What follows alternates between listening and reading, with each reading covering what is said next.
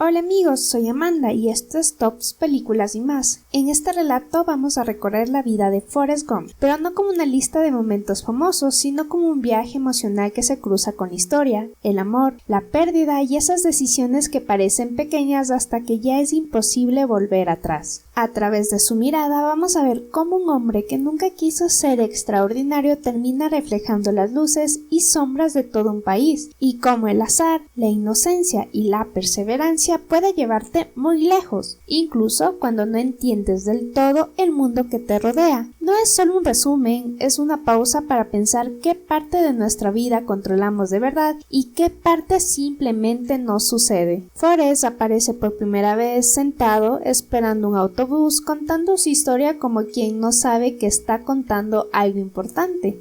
Desde ahí vuelve a la infancia, a ese niño con piernas sujetas por hierros, caminando torcido por calles donde ya se siente observado. Los médicos hablan de límites, de que no va a poder hacer, entre comillas, mientras él apenas entiende las palabras.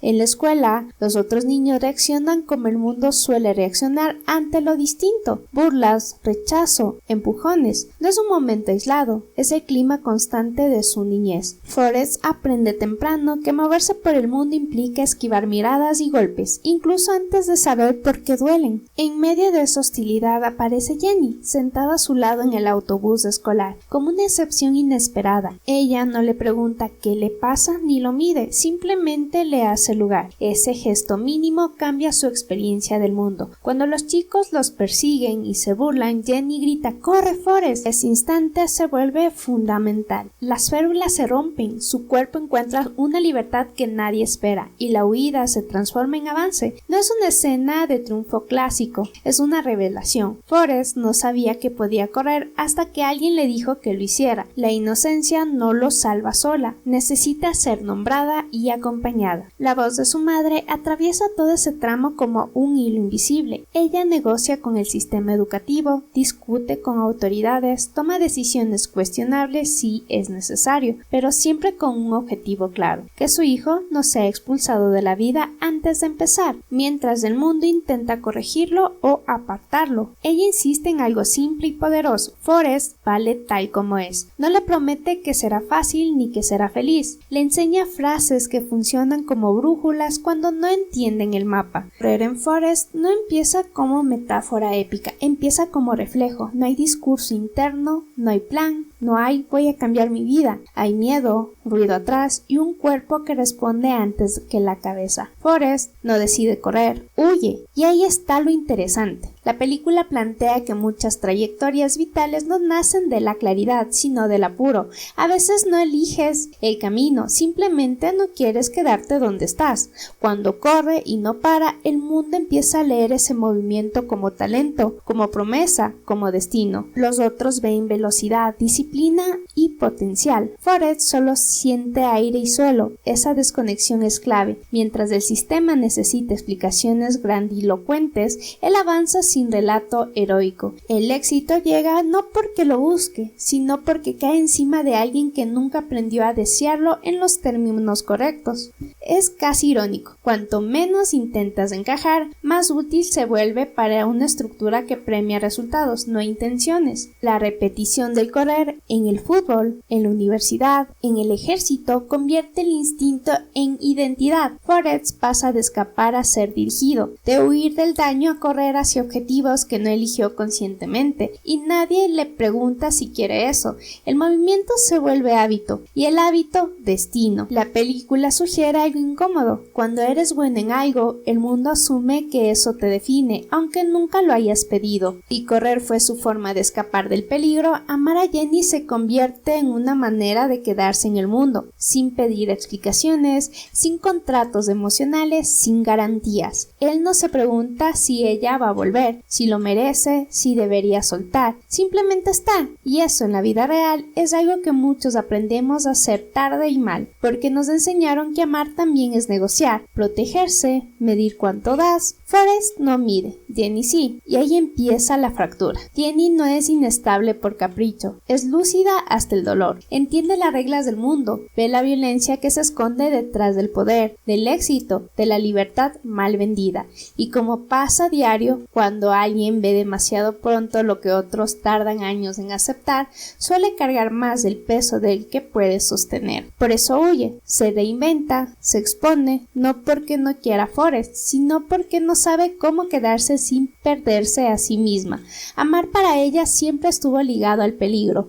En la vida cotidiana, esto se repite más de lo que admitimos. Todos conocemos a alguien o fuimos alguien que ama desde la espera, desde el cuando esté listo entre comillas, desde el yo puedo ayudarlo entre comillas. Forrest encarna ese lugar incómodo, el que ofrece estabilidad en un mundo que romantiza el caos. Y aunque nos digan que ese amor es puro, también duele, porque amar sin condiciones no te vuelve inmune al abandono, solo te deja más expuesto. La película no convierte a Jenny en villana ni a Forrest en mártir, y ahí está su inteligencia. Ella no le debe una versión mejor de sí misma, él no está obligado a salvarla. A veces el amor no fracasa por falta de intensidad, sino porque llega a tiempos distintos, como en la vida real, donde dos personas pueden quererse de verdad y aún así no poder coincidir sin hacerse daño. Esto la verdad incomoda porque rompe una fantasía muy instalada, que amar bien alcanza para sanar al otro. No siempre. A veces el acto más humano no es rescatar, sino aceptar que el amor también tiene límites que no elegimos. Después de amar sin garantías, la historia se mete en un lugar donde ya no hay espacio para promesas, Vietnam.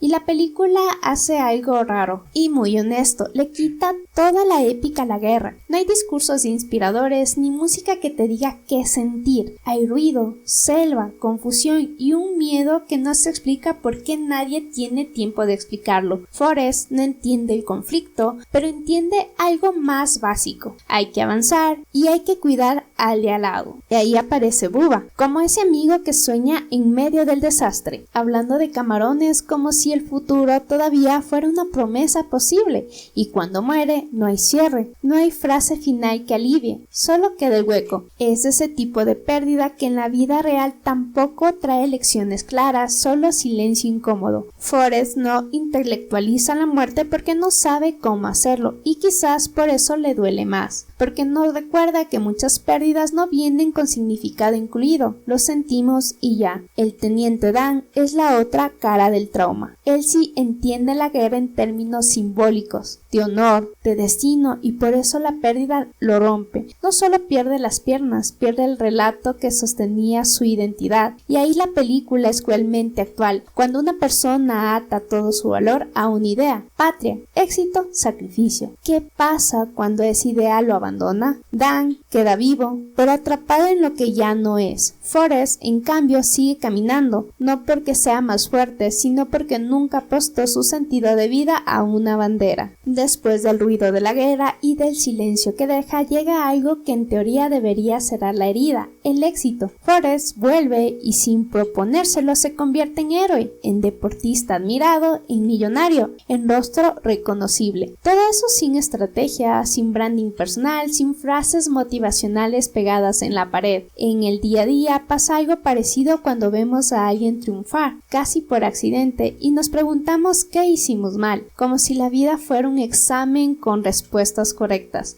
La película se ríe bajito de esa obsesión por llegar a algún lado. Lo incómodo es que el mundo admira a Forrest por razones que él nunca buscó. Lo aplauden, lo siguen, lo convierten en símbolo, mientras él sigue igual de vacío frente a ciertas ausencias. Y la verdad, es muy cotidiano tener un buen trabajo, reconocimiento, estabilidad económica y aún así sentir que algo no encaja. Forrest demuestra que cumplir con todos los checks externos no garantiza plenitud interna. El éxito, cuando no responde a un deseo propio, puede ser solo ruido elegante, porque tenerlo todo y no sentirse lleno no es un fracaso personal, es una pregunta que todavía no supimos responder. Finalmente, cuando todo lo anterior se asienta, impacienta, Forrest queda solo contando su historia como quien ordena recuerdos sin intentar dominarlos.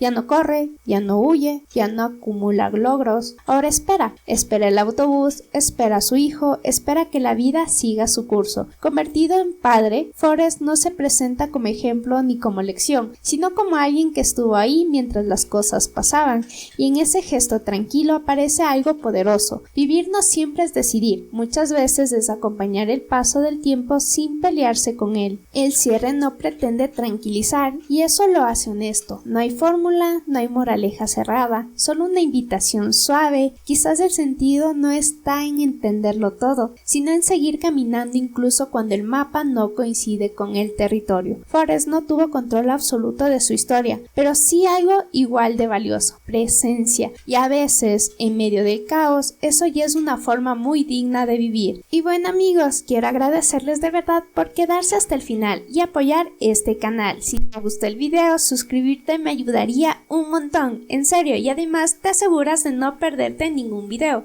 Sin más, nos vemos en el próximo video. Bye bye.